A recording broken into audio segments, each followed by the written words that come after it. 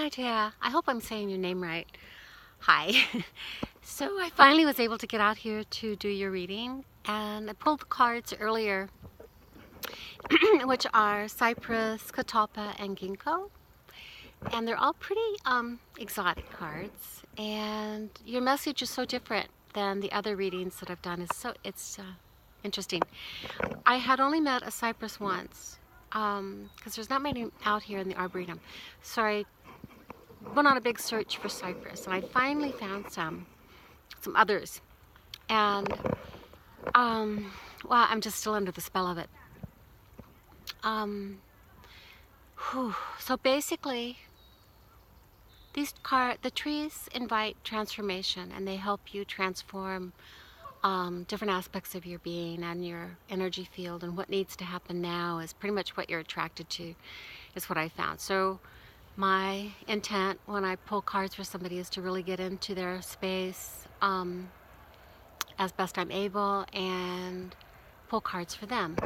So that fit what's going on with them right now. The first cypress I met was all about stopping your mind. It was like a very effusive energy and a really heavy, almost floral or earthy floral combination smell, but a heavy scent, a really strong scent. And the cypress is one of the trees that the Japanese think cause you the biggest health transformation, actually, in the forest bathing experiments that they've done, research. So that aside, the other big message that I got that first time was there's no reason you don't need to know everything that's going on. You can let it be okay. You don't need to know all the answers and all the directions and all the decisions yet. Just let that be. And it's all right. That it's really all right. The one I met today, a different variety, and it pulled me instantly into this really intense energy in my whole sternum and then out into my heart area. It's almost like my breast got really heavy, and I have teeny little breasts, so that's like weird. But it's like just this energy was so powerful. And I stayed with it for quite a while, and very strong. And I just kept feeling my heart, that so much was happening to my heart area, my heart chakra, my heart energy. And then I said, is there anything here as a message to Thea, I hope.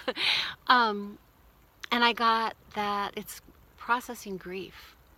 That's obviously what's going on with you now. And to let that happen. Keep it in your heart area, not in your head. Stay with your heart on the processing of grief. If there's a way that you can get around a cypress tree, or I know that doTERRA has a really good cypress essential oil, that would help, along with a picture on your Google. If you can't come to the Arboretum and find one. But just hanging out with that energy as best you can. It would be good to tune into that, even in small bits. I know you're super busy and overwhelmed probably right now, but just small bits of tuning into your heart area. Put your hands on your heart. Take some deep breaths into your heart area and just feel that energy and feel it start to unwind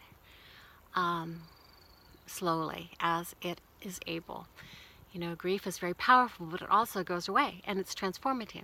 So the cypress tree is to help you transform grief at this time, and also to keep you in a lighter tone, that you don't need to know all the answers. You don't need to know it all. It's fine. It's just okay. You're going along just okay. The next card, the catalpa tree, is almost an opposite, but I'm so glad that you have this dimension going on in these cards. The catalpa tree is a kind of an exotic tree. I think it's from South America, whatever. And it's glorious. It's like huge, it's very sensual. It's all about a sensual life and living from that part of yourself. Not sexuality necessarily, but sensuality. So think tango, think making beautiful food, think beautiful flower arranging, sensual, nice, luscious fabrics. think Taurus, I guess, a little bit too, except it's much more dynamic than a typical Taurus. And I know you're a Gemini. But um, so it's got this kind of twisted trunk that winds up and almost like a dance movement, and then the branches are big and they wind around the tree, and they put out these huge, long, almost like bean pods. They're seed pods in the early spring, beautiful flowers after that, and then and there's gorgeous kind of heart-shaped green leaves, pretty big ones, that are just like the perfect permanent green light if you're into paint color, and it's glorious, and it's so intensely happy. And the transformative gift of Catalpa, the energy of Catalpa that it brings out in us, if we connect with it, is this sensual life. And if you make decisions based on a sensual life, you kind of change your fate a little bit. It's like your life moves in a different direction and a different flow and a different rhythm to it. So think about that as you go through all of the decisions you're making, and maybe that fits in with your new business as well, a bit. But just in your own transformation, when you take a walk or when you just pause and feel life around you, that moment, just think of that sensuality and think of examples of sensuality and notice them in your world. I think this will really help you open up to what needs to come now. What it wants to open in you, and help you get through everything you're doing. There's some people coming. The last card was the ginkgo. And that one is, I think this is really a lot about being with your son and yourself, of course. The ginkgo is like this eternal constancy.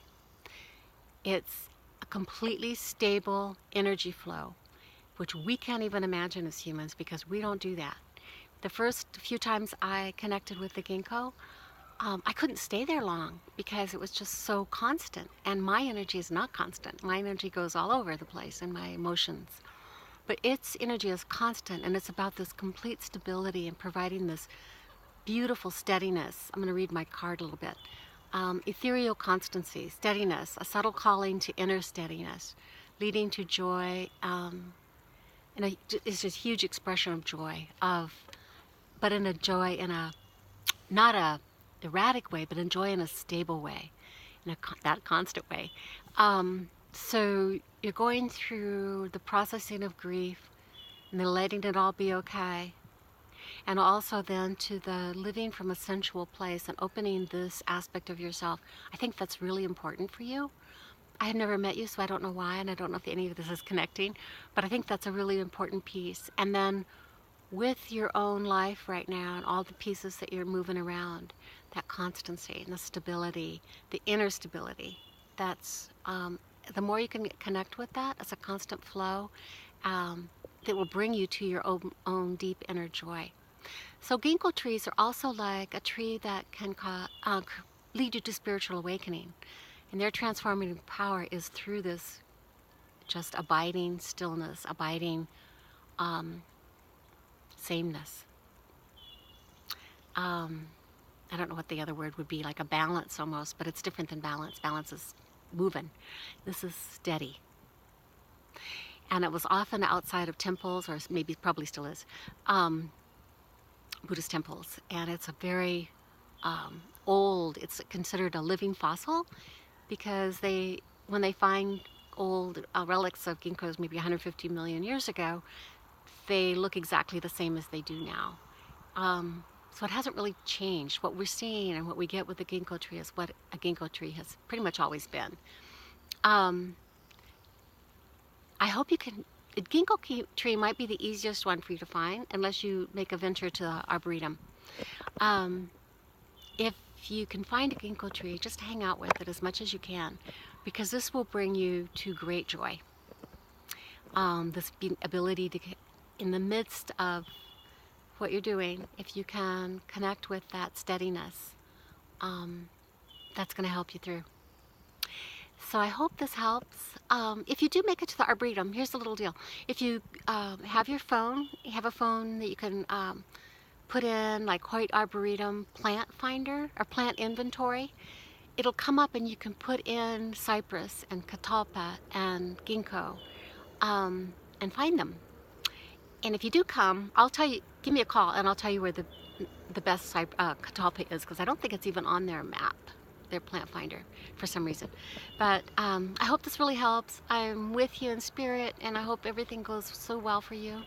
The only reason I wanted you to give me a call is I don't know if my website's working, and I wanted you to try it. And it would be really cool if you have a moment to do that. Just Tree Love Connect, and where it says, you know, down and contact on the first homepage, if you put your email in and your name and send it to my email, and then also maybe on another page, like either the reading page or the retreat page, doesn't matter.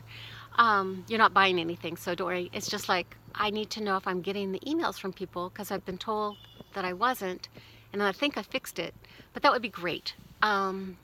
Take care. I hope this works for you. Bye.